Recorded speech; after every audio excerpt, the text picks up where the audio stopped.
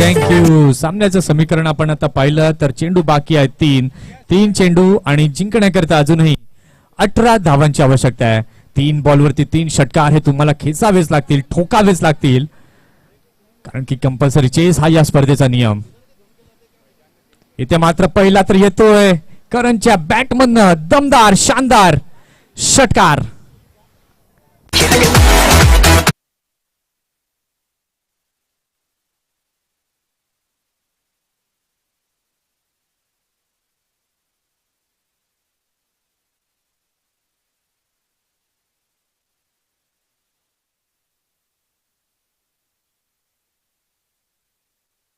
कात्र आलाय. आता चेंडू बाकी आहेत दोन चेंडू आणि जिंकण्याकरिता 12 धावांची आवश्यकता. मॅच विनर करण बनेल का याकडे सर्वांचं लक्ष लागलंय. इथे मात्र दुसरा येतोय stand and delivered shot out of the park षटकार.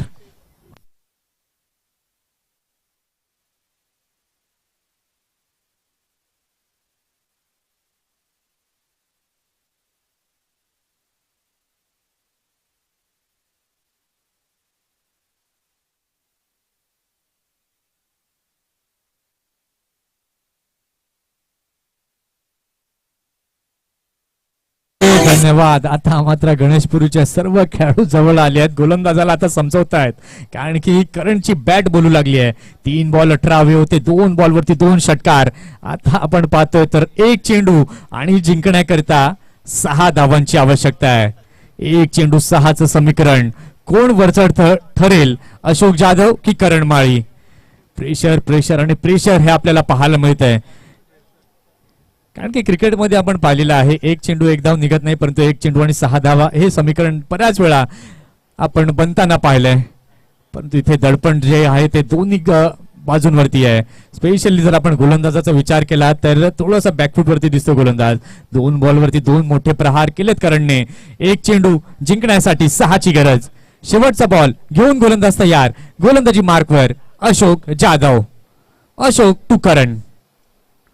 सिली पॉइंटला इथे मात्र तैनात केलेला आहे. पाहूया षटकातील शेवटचा बॉल घेऊन तयार गोलंदाज अशोक. करणसाठी यावेळेला मात्र उंच पुरा फटका. काय फिनिश केलाय, मॅच विनर बनला हा खेळाडू. काय जबरदस्त मॅचला फिनिश केली आहे.